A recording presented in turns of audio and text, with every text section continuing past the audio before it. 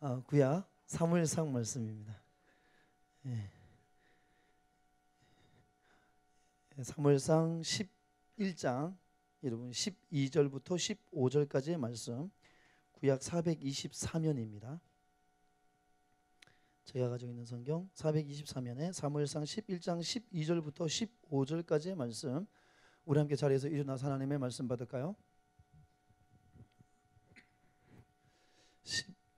여러분 11장 12절부터 15절까지의 말씀, 우리 같은 목소리로 하나님의 말씀 받습니다. 같이 받습니다. 시작. 백성이 사무엘에게 이르되 사울이 어찌 우리를 다스리겠느냐, 한 자가 누구이니까 그들을 끌어내소서 우리가 죽이겠나이다.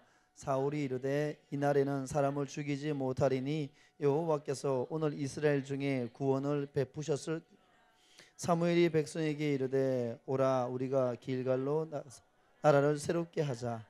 모든 백성이 길갈로 가서 거기서 여호와 앞에 사울을 왕으로 삼고 길갈에서 여호와 앞에 화목제를 드리고 사울과 이스라엘 모든 사람이 거기서 크게 기뻐하니라. 아멘. 할렐루야. 예, 여러분 옆 사람 바라보면서 이렇게 한번 인사합시다. 한번 이렇게 인사할까요? 당신이 희망입니다. 시작. 예, 한 번 더 정말 여러분 희망의 눈빛을 바라보면서 네가 희망이야. 시작. 예, 옆 사람을 보면 희망이 보입니까? 보여요? 할렐루야. 예, 아우, 대령이 행복하겠어. 할렐루야. 예. 덴마크의 여러분 시인이면서 교회의 감독이었고, 그리고 덴마크의 국부로 불리는 여러분 그룬트비 목사님이 계십니다. 이 목사님께서 늘 외쳤던 말이 있는데 그게 뭐였냐면 이런 것을 외쳤어요. 한번 따라할까요? 하나님 사랑, 나라 사랑, 동포 사랑. 여러분 하나님을 사랑합시다. 나라를 사랑합시다. 여러분 동포를 사랑합시다. 이렇게 늘 외치면서 여러분 무너져 갔던 덴마크를 다시 한 번 더 바로 세웠던 사람이 바로 이 그룬트비 목사님입니다. 이 목사님은 늘 외쳤습니다. 나라를 새롭게 하는 일은 교회가 앞장서야지만이 나라가 새로워질 수 있다 라고 늘 주장하면서 여러분 외치면서 이 덴마크 땅을 다시 한 번 더 새롭게 하기 위해서, 세우기 위해서 힘썼던 여러분 하나님의 사랑 가운데 한 사람이다라는 겁니다. 여러분 성경을 읽어 내려가다 보면 성경에도 보게 되면 나라를 새롭게 했던 한 사람이 등장합니다. 그 사람이 누구냐면 구약에 여러분 요시야 왕이 등장합니다. 요시야 왕이 바로 여러분 이스라엘이라는 그 나라를 새롭게 했던 사람입니다. 여러분 요시야 왕은 고대 이스라엘에 마치 여러분 오늘날로 이야기한다라면 종교개혁을 일으켰던 마틴 루터와 같은 사람이다 라고 이렇게 이야기합니다. 요시야 왕의 아버지는 여러분 암몬 왕이었습니다. 암몬 왕은 반역자에 의해서 여러분 살해를 당합니다. 아버지가 살해를 당하고 난 이후 이 요시야는 여러분 8살 때 왕이 오르게 됩니다. 뭘 알겠어요? 8살 때 초등학교 1학년에 여러분 한 나라의 왕이 된 거예요. 그러나서 여러분 8년이라는 시간이 지나고 난 이후에 16살 되는 해에 여러분 그가 그때부터 하나님을 찾기 시작합니다. 16살 되기 전 어렸을 때는 여러분 뭐 잘 모르는 거죠. 근데 8년이 지나고 본인 스스로 뭔가 결정하고 여러분 상황을 판단하고 이해할 수 있는 그 나이 16살 되었을 그때에 그가 하나님을 찾기 시작하고 하나님의 말씀을 보기 시작하고 하나님을 붙들기 시작합니다. 그래서 성경에 보게 되면 요시야 왕이 16살 때 하나님을 찾기 시작하고 난 이후 그가 하나님 앞에 데려감을 당할 때까지 그는 자로나 우로나 치우치지 아니했다라고 이렇게 말씀하고 있습니다. 그가 20살 되는 해에 그는 여러분 이스라엘 땅 가운데 이스라엘 백성들이 섬겼던 모든 우상을 다 제거해버립니다. 우상을 다 여러분 정리해버립니다.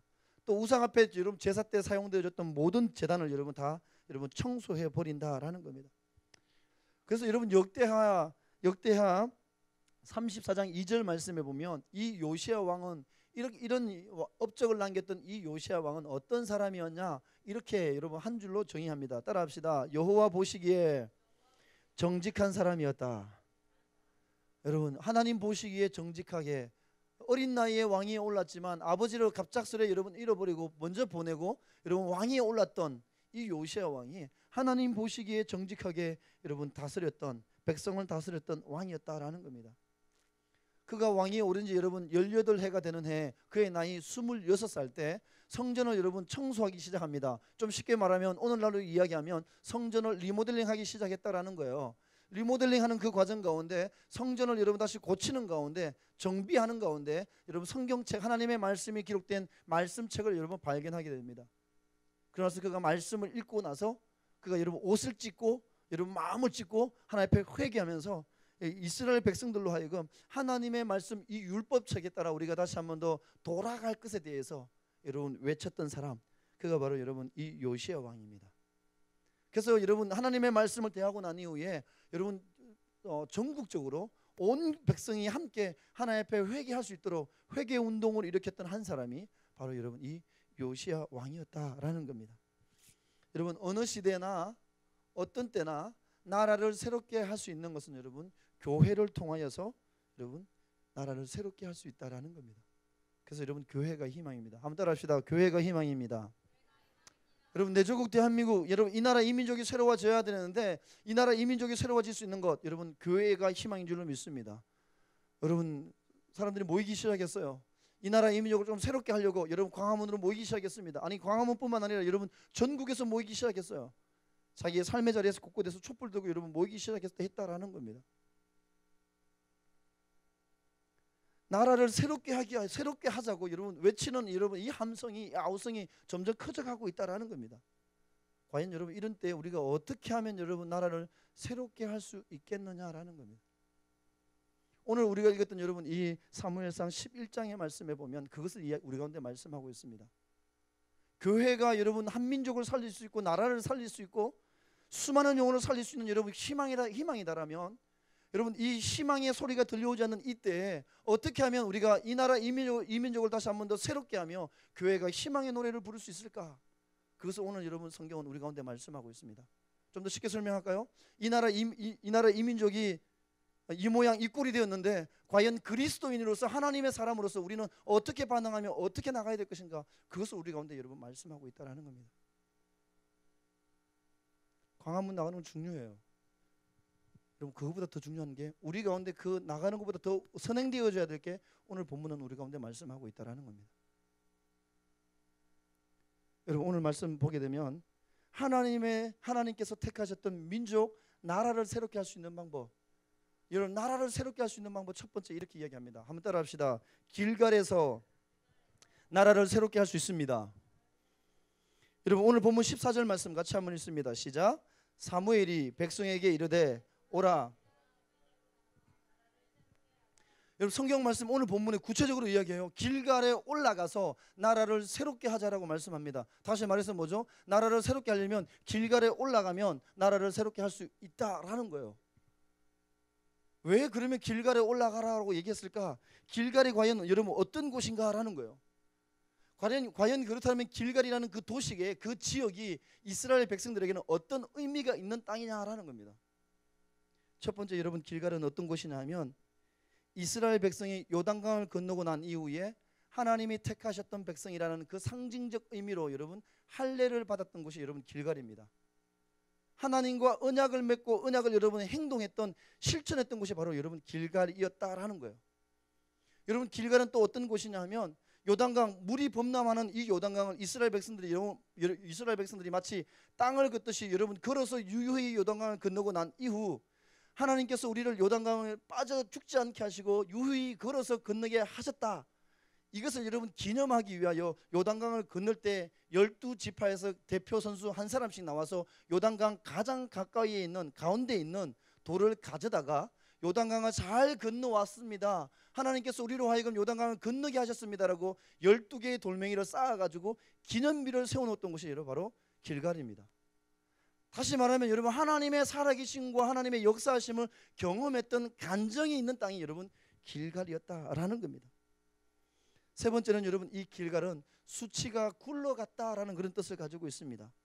네 번째로 여러분 이 길갈은 오늘 본문에 나오는데 이스라엘의 첫 번째 왕 초대 왕 사울이 여러분 왕으로서 즉위식을 사울이 여러분 두 번의 택함을 받습니다. 사무엘을 통하여 하나님의 택함을 받아서 기름 부음을 받아요.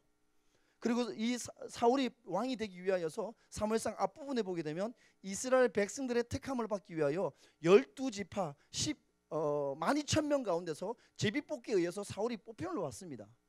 하나님의 택함도 받고 백성의 택함을 받았는데 왕이 우리로 하면 여러분 대통령 취임식을 못했다라는 거예요.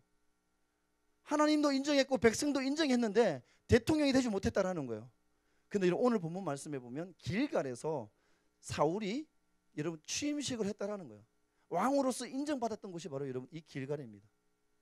마지막 길갈은 어떤 땅이냐 하면 여러분 길갈은 엘리야 선지자가 그의 후배들, 다시 말해서 여러분 하나님 앞에 헌신된 일꾼들, 오늘날로 쉽게 설명하면 여러분 신학생들을 훈련시켰던 땅, 그 땅이 바로 여러분 길갈이었다라는 겁니다.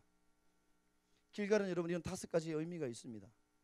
근데 여러분 이 5가지 의미를 좀 여러분 싹 다 정리해서 좀 더 쉽게 설명한다면 여러분 길갈은 어떤 곳이냐면 하나님을 경배하는 곳입니다.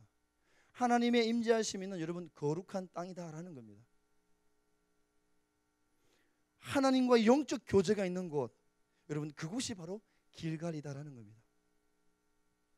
여러분 나라를 다시 새롭게 할 수 있는 비결, 민족을 다시 한 번 더 살릴 수 있는 비결, 하나님의 사람이 하나님의 임재하심이 있는 곳, 하나님의 은혜가 있는 곳, 하나님과 영적 교제를 할 수 있는 친밀한 그곳에 은혜의 자리에 올라가서 그 자리를 회복하지 않으면 여러분 나라와 민족은 새로워질 수 없다라는 거예요. 먼저 믿는 그리스도인들이, 하나님의 사람들이 하나님을 만날 수 있는 그 자리에 여러분 우리가 먼저 목숨 걸고 올라가서 잃어버렸던 예배의 자리에 하나님의 임재하심의 자리를 회복할 때 나라와 민족은 여러분 새로워질 수 있다라는 겁니다. 왜냐하면 여러분 온 인류의 세계의 역사의 주관자는 우리의 삶의 주인 되신, 우리의 가장 좋은 아빠가 되신 하나님이시기 때문에 그렇습니다. 하나님은 예배하는 그 한 사람을 통하여서 일하기 시작하기 때문에 그렇다라는 겁니다.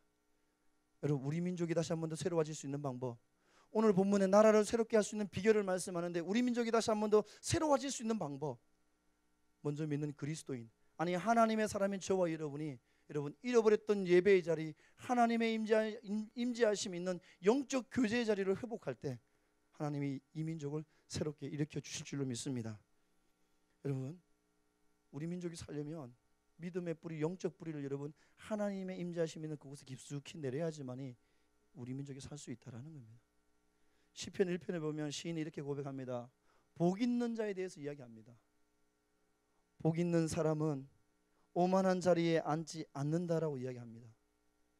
나는 하나님의 사람으로서 나는 오만해지지 않을 거야.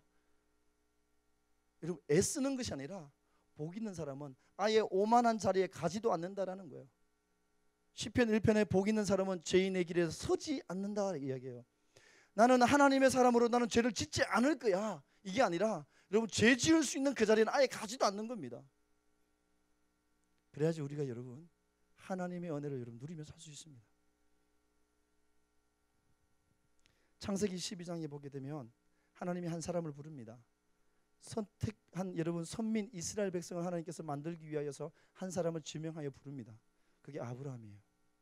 하나님의 부르심의 콜링 앞에 반응했던 사람이 아브라함이 혼자 떠나지 않고 우리가 알고 있는 것처럼 창세기 12장에 보면 조카 한 명은 롯을 데리고 같이 출발합니다.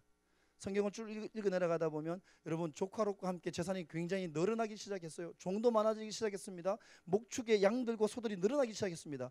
그러다 보니까 문제가 생긴 거예요. 양을 치려고 하다 보면 풀이 부족하잖아요. 아브라함의 종들과 여러분 조카 롯의 종들이 싸우기 시작합니다. 자기 양을 먼저 먹이려고. 그래서 아브라함이 조카 롯에게 한마디 합니다. 야 네가 먼저 땅을 선택해라. 네가 좌하면 나 우하고 네가 우하면 나 좌할게. 그래서 조카 롯이 다 서서 이렇게 내려다봅니다. 멀쩡히 내려다보니까 여러분 땅의 목초가 풍성하고 기름지고 저기로 가기만 하면 내가 지금보다 더 많은 재산을 불릴 수 있는 그 땅이 보이기 시작합니다. 여러분 소할 땅까지 다 내려다보니까 너무 보기 좋은 거예요 그곳이. 그래서 여러분 그 땅을 선택합니다. 좀 쉽게 설명하면 여러분 조카 롯이 선택했던 땅은 먹음직하고 보암직하고 탐스럽기로 한 그 땅을 여러분 선택해서 그 땅을 향해 갔다라는 겁니다. 그것이 바로 소돔과 고모라였어요. 근데 결국은 여러분 조카 롯은 다 잃어버리고 돌아오게 됩니다. 하나님의 사람 여러분 내가 가야 될 곳, 하나님의 사람이 있어야 될 그곳에 여러분 서 있지 않으면 우리는 여러분 하나님의 은혜를 누리지 못하게 됩니다. 하나님의 사람이 살아갈 수 있는 방법, 하나님의 사람이 머물러야 될 그곳에 있을 때 하나님은 우리를 통해 일하기 시작할 줄로 믿습니다. 하나님의 사람이 깨어서 여러분 있어야 될 그 자리를 여러분 사수하고 그 자리에 머물러 있을 때, 그 자리에 올라가기 시작할 때 하나님 여러분, 그런 하나님의 사람들 때문에 그가 속해 있는 그 민족을, 그가 속해 있는 그 도시를 회복시켜 주시고 새롭게 해 주실 줄로 믿습니다.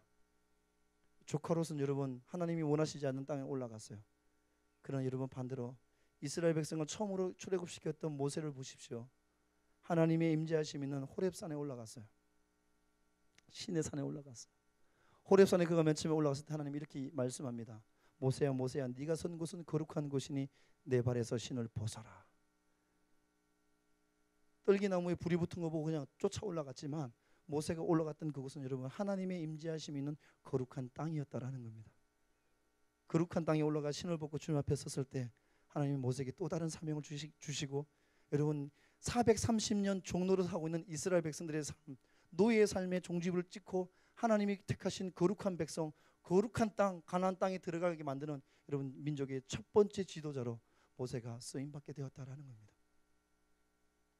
거룩한 땅에 들어왔었던 여러분 40년 동안 양을 쳤던 이 모세가 하나님의 임재하심이 있는 호렙산의 거룩한 땅에 들어왔을 때 하나님은 모세 한 사람을 통하여서 여러분 이스라엘 백성을 새롭게 건져주셨습니다.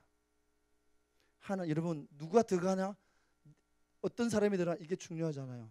다 안 들어와도 괜찮아요. 나 혼자라도 하나님의 임재하심 있는 거룩한 땅 그 자리를 회복해서 길갈에 올라가기 시작할 때 하나님은 나 때문에 길갈에 올라와서 하나님과 교제하며 여러분 기도하며 하나님을 바라보는 그 한 사람 때문에 여러분 이 나라 이 민족을 하나님께서 끝까지 붙들고 계실 줄로 믿습니다. 여러분 이 자리를 잃어버렸다라는 거예요. 이 자리를 잃어버리기 시작하고 여러분 이곳을 멀리하기 시작할 때 이 땅에 그리스도인이 여러분 몇만 명, 몇십만 명, 아니 몇백만 명이 있다 할지라도 여러분 그것은 아무런 의미가 없다라는 겁니다. 우리는 열심히 외쳐요, 그죠? 이 나라 이 민족을 좀 새롭게 하자고. 하나님의 사람으로서 여러분 혹시 잃어버렸던 곳은 없습니까? 하나님의 사람으로서 내가 반드시 올라가야 될 그것을 여러분 혹시 잃어버리지는 않았습니까? 이삭의 두 아들 쌍둥이 우리는 야곱과 에서를 알고 있어요. 야곱은 형을 속이고 아버지를 속이고 장자의 축복을 받고 외삼촌 라반의 집에 갔다가 그죠? 아내 2명과 함께 첩 2명과 함께 아들을 데리고 12명의 아들과 재산을 겁나게 허벌나게 벌려가지고 부풀려가지고 형 에서에게 컴백해요. 되돌아옵니다. 되돌아오는 길 가운데 여러분 외삼촌 라반 집을 출발해가지고 형 에서에게 되돌아오는 이 길 가운데서 여러분 세겜 사람이 그의 그 딸 디나를 여러분 범하게 됩니다. 그래서 이 야곱의 아들들이 이야기하는 거예요. 세겜 사람들에게 자기 누이 디나를 달라 그러니까 우리가 이방 사람에게 함부로 줄 수 없으니까 너희 모든 세겜 사람이 할례를 행하면 주겠다 이렇게 약속했어요. 그래서 모든 세겜 사람들이 다 할례를 했습니다. 남자들이 힘을 못 쓰잖아요. 그때 쳐가지고 다 죽여버렸어요. 그러자마자 이 소식을 듣고 나서 야곱이 이렇게 반응합니다. 여러분 할례는 하나님이 이스라엘 백성 선택한 민족의 표징으로 주는 게 할례였어요. 여러분 하나님께서 주셨던 거룩한 예식이 복수를 갚는 데 사용되어졌던 거였어요. 이 소식을 듣자마자 야곱이 이렇게 반응합니다. 우리가 일어나 베델로 올라가자. 거기서 제단을 쌓고 하나님께 예배하리라. 여러분 베델은 야곱에게 있어서는 여러분 일생일대에 있어서 하나님의 임재하심, 하나님을 만났던 거룩한 곳입니다. 형과 여러분 아버지를 속이고 외삼촌 집으로 도망갈 때 그가 베델에서 돌베개를 베고 자다가 환상을 보고 하나님의 임재하심과 약속의 말씀을 받습니다. 그리고 그가 일어나 그곳에서 제단을 쌓고 예배드렸던 곳이었어요. 하나님과 인격적인 만남이 일어났던 곳이 여러분 야곱의 인생에 있어서는 베델이었다라는 거예요. 여러분 베델은 마치 여러분 사도행전 9장에 나오는 사울이 바울로 바뀌었던 다메섹 도성과 같은 그런 거룩한 곳이었습니다. 특별한 곳이었어요. 자기의 아들들이 범죄하고 문제를 일으켰을 때 야곱의 반응은 그거였어요. 우리 가족이 잃어버렸던 하나님의 임재하심, 하나님의 은혜, 그것이 상징되어지는 베델 땅으로 다시 올라가자. 오늘 말씀으로 적용하면 길갈로 다시 올라가자. 그곳에서 제단을 쌓고 내가 하나님께 예배하리라. 이게 여러분 야곱의 고백이었습니다. 여러분 이 민족이 새로워지려면, 이 나라가 새로워지려면 하나님의 사람이 여러분 믿음의 사람인 저와 여러분이 잃어버렸던 것을 회복하셔야 됩니다. 여러분 가운데 잃어버렸던 예배의 자리, 여러분 가운데 잃어버렸던 기도의 자리, 여러분 가운데 잃어버렸던 은혜의 자리, 여러분 가운데 잃어버렸던 하나님의 거룩하심이 있는 그 자리를 여러분 회복하지 않으면 이 나라 이 모양, 아니 전 국민이 광화문 가서 다 촛불 든다 할지라도 이 나라 이 모양 끝나버려요. 말씀은 그걸 합니다. 광화문 나가세요. 괜찮아요. 근데 기도 자리에 먼저 올라오세요. 우선순위가 바뀌지 말아주세요. 하나님의 사람은 하나님의 방법으로 사는 거예요. 저도 광화문 나갈 거예요. 기도하고 나갈 거예요.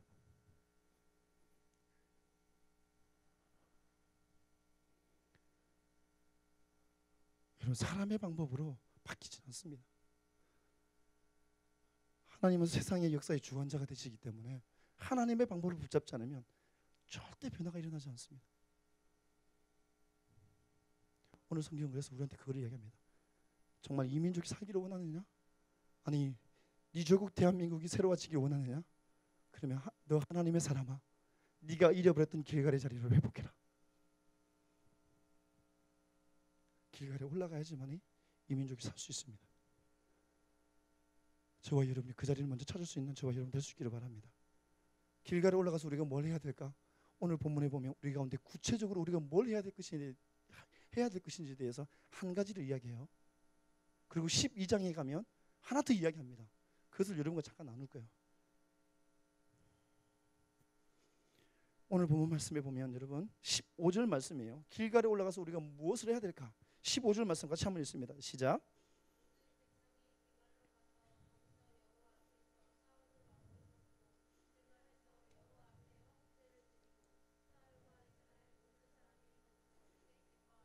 예, 구약의 이스라엘 백성들이 들었던 제사는 여러분 레위기에 보면 5가지가 등장합니다. 번제와 소제와 화목제와 속죄제와 속건제요. 5가지 제사 가운데 여러분 세 번째가 여러분 화목제입니다. 여러분 이 화목제는 향기로운 냄새로 하나님께 감사함으로 드렸던 제사가 여러분 바로 이 화목제였습니다. 번제와 소제는 여러분 이스라엘 백성들이 아침과 저녁으로 의무적으로 드려야 될 제사였어요. 쉽게 말하면 여러분 번제와 소제는 저와 여러분 그리스도인들이 여러분 세례받은 사람이 반드시 드려야 될 예배가 있어요. 주일 예배, 주일 찬양 예배, 수요 기도회, 이건 반드시 드려야 돼요. 세례받았음에도 불구하고 여러분 이것을 안 드리시는 분들은 회개할지어다. 회개하시면 돼요. 근데 여러분 화목제는 뭐냐면 반드시 드려야 되는 것이 아니라 여러분 선택사항이었어요. 신앙생활 할 때 우리가 헌금생활 하잖아요, 그죠? 주일 헌금과 11조는 반드시 드려야 되는 것. 그래서 감사의 예물을 우리가 하나님의 은혜에 대한 감사의 고백이 있을 때 우리가 자원해서 드리는 거예요, 그죠? 화목제사는 여러분 그거였다는 겁니다. 그래서 내가 자원해서 드리면 자원제, 내가 하나님 앞에 서원하는 마음을 담아서 드리면 서원제, 이렇게 구분되어져요. 근데 여러분 이 화목제사를 오늘 이스라엘 백성들이 길갈에 가서 뭘 하냐 하니까 15절 말씀에 여호와 앞에 화목제를 드리겠다라고 이렇게 말씀하고 있습니다. 여러분 이 화목제라는 것은 뭐냐 하면 여러분 평안을 이야기합니다. 히브리어 원어를 보게 되면 여러분 쉘라임 이렇게 이야기해요. 평화를 얘기합니다. 샬롬을 얘기해요. 좀 더 넓은 의미로 이야기하면 구원받았던 구원의 감격을 이야기합니다. 다시 말해서 여러분 내 안에 구원의 감격을 회복해서 하나님 앞에 구원의 감격을 가지고 감사함으로 드리는 제사, 이것을 여러분 이스라엘 백성들은 길갈에 올라가서 여러분 하나님께 드렸다라는 겁니다. 여러분 이스라엘이 하나님과 화목하지 못할 때 이스라엘이라는 그 나라는 여러분 위태해졌습니다. 문제가 생겼다라는 겁니다. 성경에 보게 되면 여러분 사무엘이 살던 이 시대에 얼마나 혼란했는지 하나님의 말씀이 여러분 떠나 있었던 이스라엘 백성들, 그래서 하나님의 말씀이 들려오지 않았고 듣지 않았던 이스라엘 백성들의 삶에 대하여 우리 가운데 말씀하고 있습니다. 쉽게 말하면 여러분 영적 혼란기였다라는 거예요. 그때 사무엘이 이야기하는 거예요. 우리가 길갈에 올라가서 하나님께 다시 한번 더 구원의 감격을 다시 한번 더 끄집어내서 구원의 감격에 이 감사의 마음을 담아서 하나님께 감사함으로 예배합시다. 그것을 우리 가운데 말씀하고 있는 겁니다. 여러분 화목이라는 이 단어는 여러분 뭐냐 하면 좀 쉽게 설명하면 깨어졌던 관계를 다시 한번 더 원상태로 돌려놓는 것을 이야기합니다. 하나님과 나와의 관계, 깨어졌던 관계가 길갈에 올라가서 예배함으로, 감사함으로, 감사의 고백을 함으로 하나님과의 나와의 관계, 여러분 부자의 관계를 다시 한번 더 회복시키는 것, 그게 여러분 바로 이 화목제였다라는 겁니다. 여러분 하나님과의 나와의 관계가 삐그덕되면 다른 사람과의 관계는 반드시 삐그덕되게 되어져 있습니다. 하나님과의 나와의 관계가 막히잖아요. 다른 사람과의 관계 여러분 막히게 되어져 있습니다. 하나님과의 나의 관계가 멀어지잖아요. 그러면 나와 다른 지체들과의 관계가 여러분 멀어지게 되어져 있습니다. 이건 영적 법칙이에요. 이해 안 되시면 한번 해봐요. 그 대신 좀 고생을 할 거예요. 그죠? 멀어지면 맞게 되잖아, 그죠? 근데 여러분 이거 어쩔 수 없어요. 하나님과 내가 화목하지 않으면 여러분 절대 새로워질 수 없다라는 거예요. 길갈에 올라가서 저와 여러분이 해야 될 건 뭐냐면 하나님께 여러분 감사의 제사를 드려야 된다라는 거예요.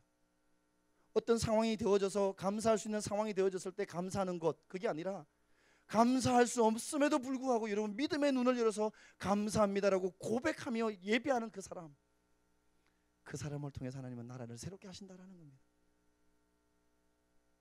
여러분 가운데 여러분 얼마나 감사하며 삶을 살고 있습니까?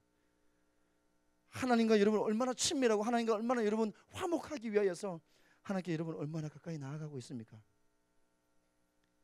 여러분 하나님과 화목할 때 모든 막혔던 담들이 허물어지고 이 나라 이 민족이 다시 한 번 더 바로 서게 되고 새로워지는 놀라운 역사가 일어나게 될 줄로 믿습니다.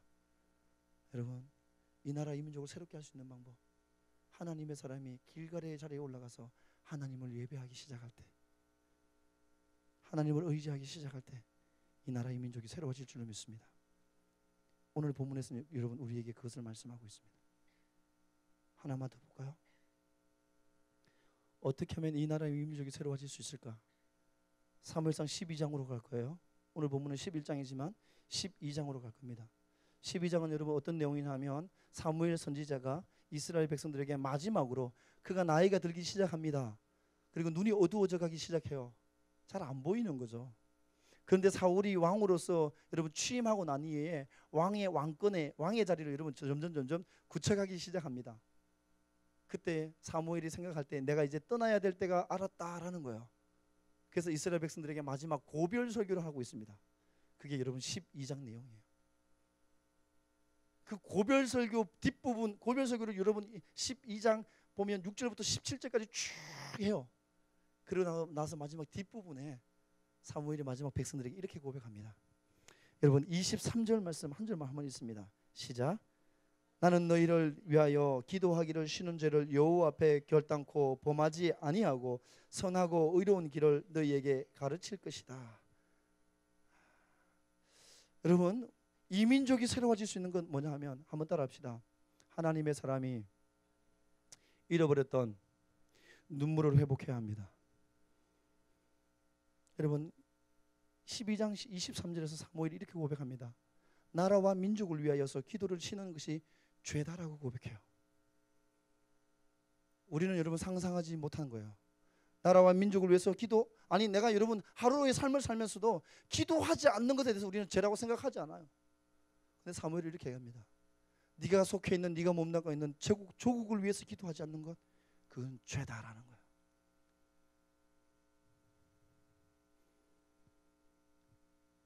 여러분 그러면서 사무엘이 이렇게 고백합니다. 내가 내 민족 여러분을 위하여 내 조국 내 백성을 위하여 기도하시는 죄를 범하지 않기 위하여서 내가 여러분을 위해서 날마다 중보 기도하겠습니다 라는 거예요. 나라와 민족을 위하여 여러분 기도하겠다는 중보 기도자로서의 여러분 그 결단을 여러분 고백하고 있는 겁니다. 여러분 그렇습니다. 하나님의 사람들이 반드시 해야 될 선택 사항이 아니라 반드시 감당해야 될 여러분 책임의 몫이 있는데 그게 뭐냐 하면 나라와 민족을 위해서 여러분 기도해야 된다라는 겁니다. 나라와 민족을 위해서 여러분 중보의 기도 무릎을 여러분 꿇어야 한다라는 겁니다.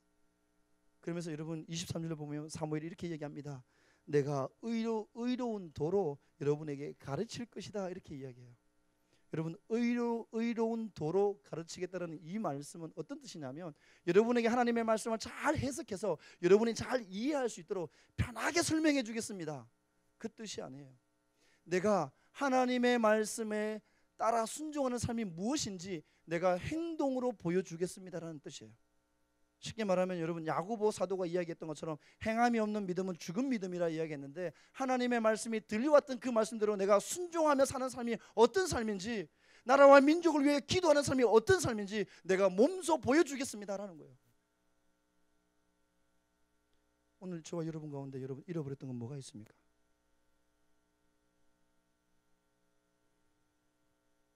여러분, 우리는 정말 우리 가운데 정말 익숙한 게 뭐냐 하면, 내 삶에 문제가 생기잖아요. 내가 어디가 좀 아파요. 그러면 여러분 울지 말라 그래도 알아서 울어요.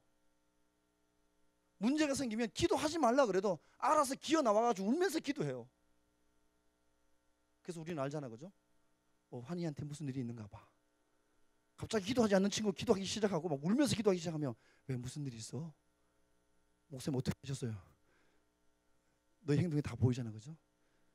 우리는 여러분 나에게 어떤 문제, 개인적인 나에게 직접적인 문제가 생기면 하지 말라 그래도 해요.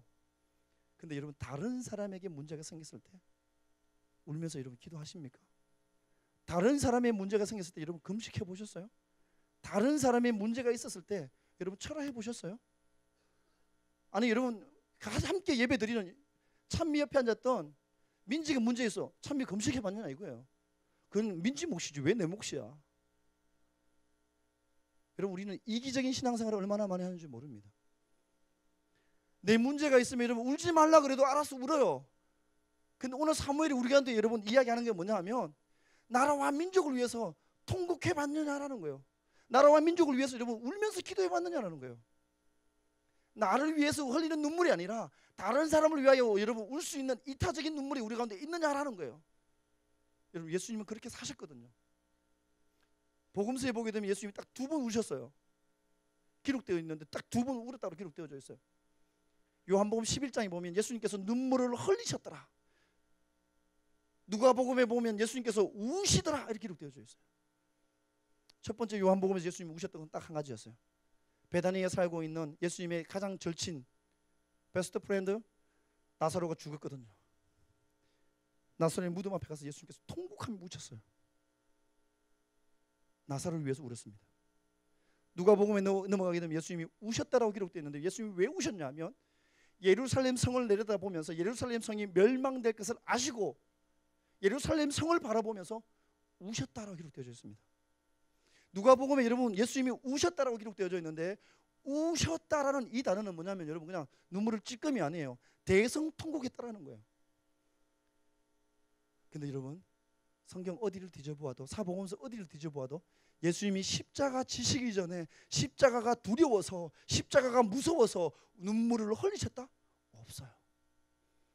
내 절박한 문제 놓고 예수님은 울지 않으셨어요.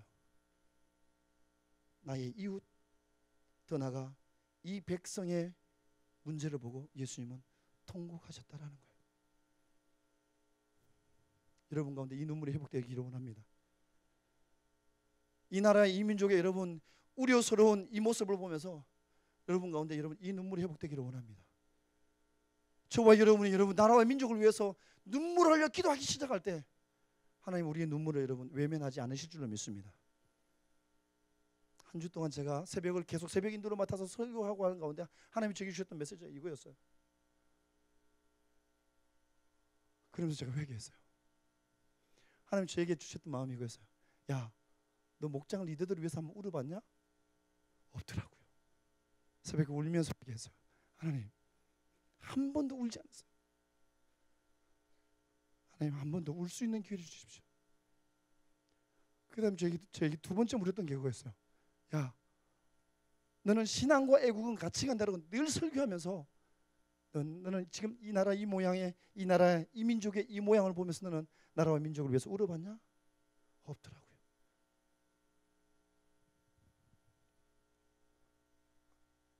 울지 않았더라고요.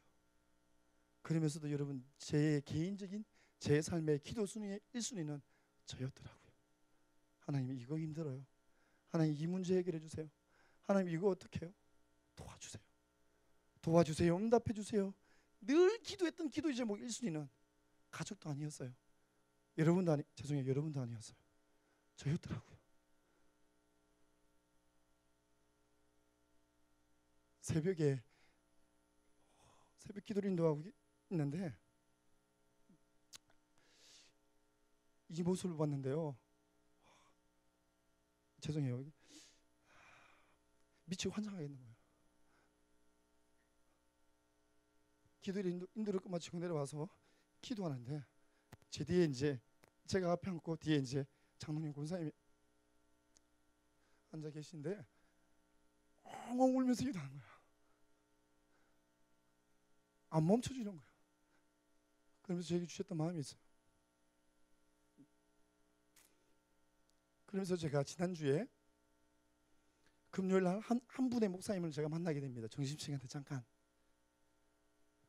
그분하고 잠깐 교제하는데 그분이 저에게 금요일 새벽까지 울고 나서 금요일에 점심을 먹는데 점심 먹고 차를 한 잔 딱 마시는데 그분이 저에게 이렇게 말씀해 주셨던 게 저에게 하나님의 말씀을 들려왔어요.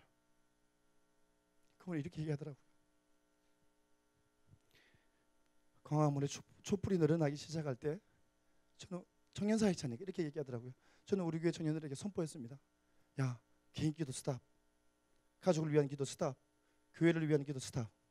지금부터 매일매일 우리 나라와 민족을 위해서 기도하자. 대통령을 위한 기도도 아니에요. 야당 여당 정치적 색깔을 이야기하는 게 아니에요. 하나님 내 민족 살려주세요. 국가가 먼저잖아요. 하나님 내 민족 살려주세요. 그 기도를 시작하시더라고요.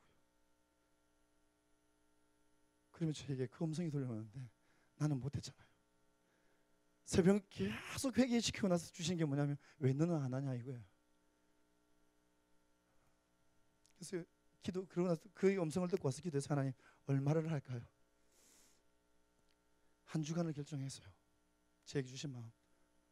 여러분에게 제가 이렇게 해놔야지만 제가 할 것 같아서 지킬 것 같아서 제가 나누는 거예요. 한 주간을 작정했습니다.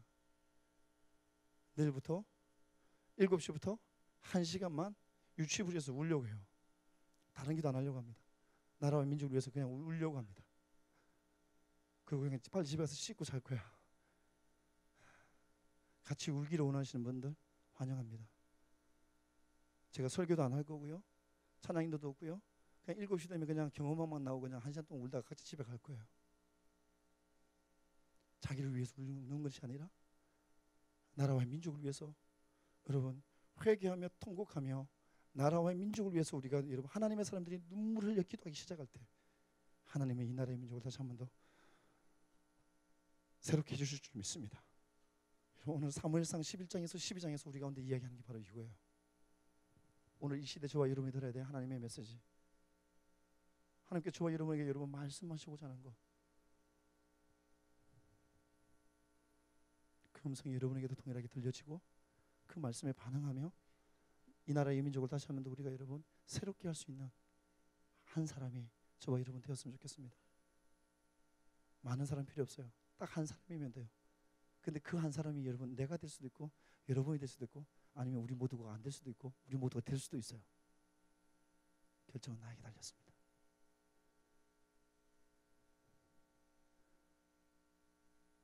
제가 선교를 나갈 때마다 저에게 청년들이 붙여줬던 별명이 있어요.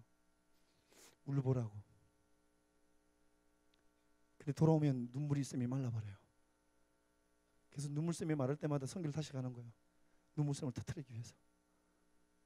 돌아보니까요 와서는 한 번도 안 울더라고요. 여러분 혹시 잃어버렸던 것 어떤 것을 잃어버렸습니까? 은혜의 자리를 잃어버렸지 않았습니까? 혹시 아니면 여러분 예배의 자리 잃어버리지 않습니까?